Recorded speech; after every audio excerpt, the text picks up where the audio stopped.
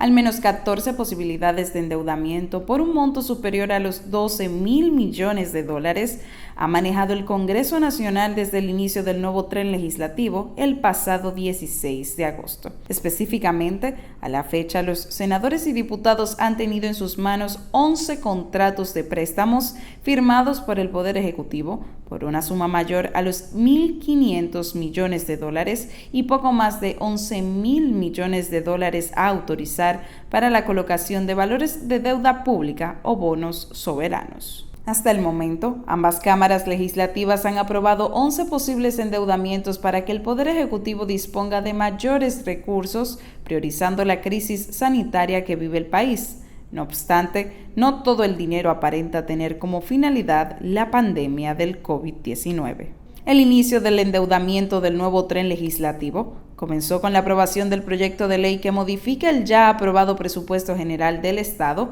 o Presupuesto Complementario para el año 2020. En este, se autorizó a que el Ministerio de Hacienda colocara 3.800 millones de dólares en bonos soberanos. En ese momento, tanto Hacienda como el presidente de la República, Luis Abinader, justificaron que la mayor colocación de valores de deuda en la historia del país era para mantener vigentes los planes sociales iniciados por el pasado gobierno, así como mitigar los efectos de la pandemia del COVID-19. Pasados algunos meses, entre el 14 de octubre y el 15 de diciembre, ambas cámaras aprobaron 4 préstamos más por un monto superior a los 621 millones de dólares, pero el detalle está en que solo uno de esos 3 préstamos aprobados en ese periodo tenía como justificación algo relacionado a la pandemia del COVID-19. Por 100 millones de dólares, el Congreso aprobó un contrato de préstamo firmado con el Banco Internacional de Reconstrucción y Fomento, BIRF, para desarrollar un programa de políticas de desarrollo en apoyo a la respuesta de la República Dominicana a la crisis del COVID-19.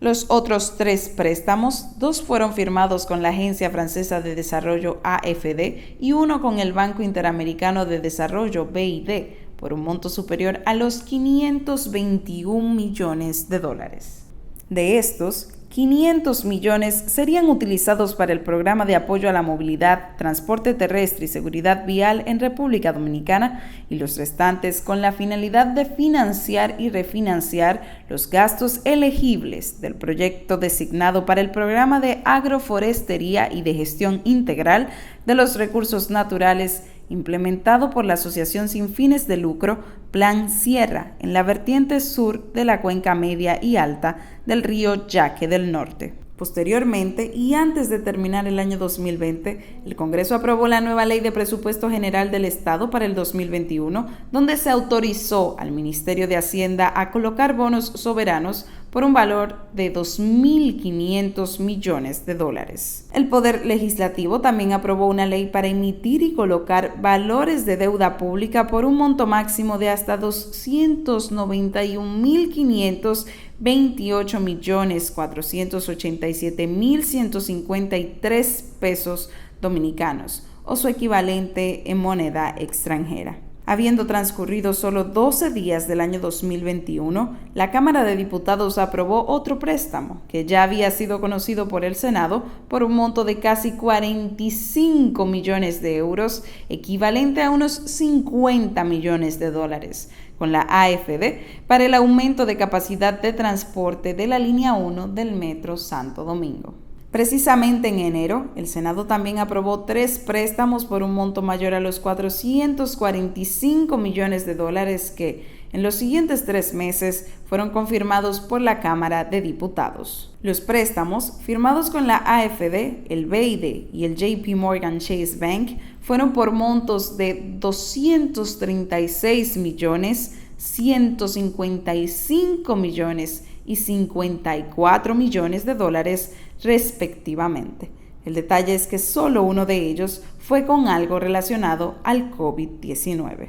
El préstamo con la AFD fue el único relacionado a mitigar la pandemia, teniendo como motivación el programa de fortalecimiento de la política pública y gestión fiscal para la atención de la crisis sanitaria y económica causada por el COVID-19. En cambio, el firmado con el BID pretende el financiamiento y ejecución del programa de expansión de redes y reducción de pérdidas técnicas eléctricas en distribución, mientras que el del JP Morgan está destinado al financiamiento del proyecto de saneamiento pluvial y sanitario de la Cañada de Guajimía, fase 2, etapa 1. En total, los endeudamientos aprobados por ambas cámaras legislativas a la fecha arrojan un monto aproximado de 12.531.310.862.51 de dólares. Por otro lado, el Congreso todavía tiene 3 préstamos pendientes de ser aprobados por alguna cámara legislativa.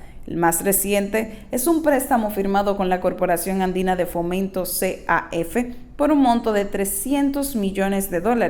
y con el cual se pretende el financiamiento del programa de apoyo a la emergencia generada por la pandemia de la COVID-19 en la República Dominicana. Los otros 2, acordados con el BID, son de $50 y $70 millones,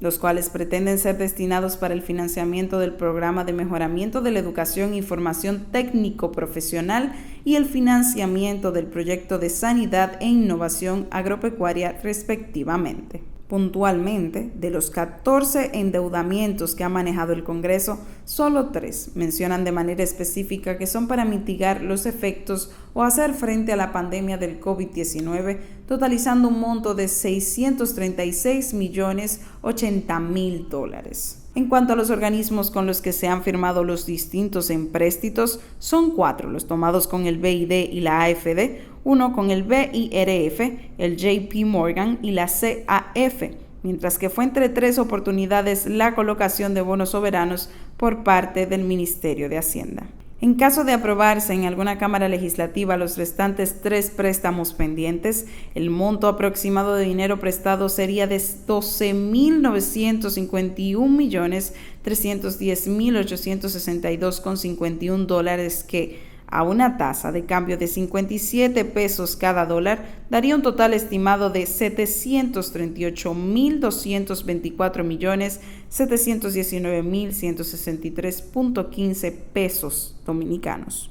Un detalle a resaltar es que cada préstamo tiene un contrato individual y por ende condiciones diferentes, como la tasa cambiaria, los intereses, tiempos de pago, entre otras especificaciones.